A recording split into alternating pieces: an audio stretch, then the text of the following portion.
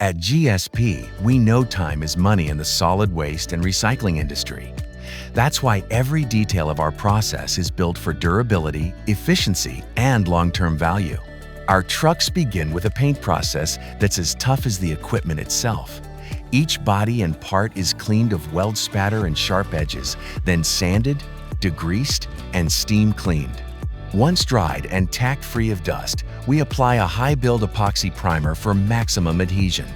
Next, 2 coats of polyurethane paint give every truck a durable finish, built to withstand years of demanding work.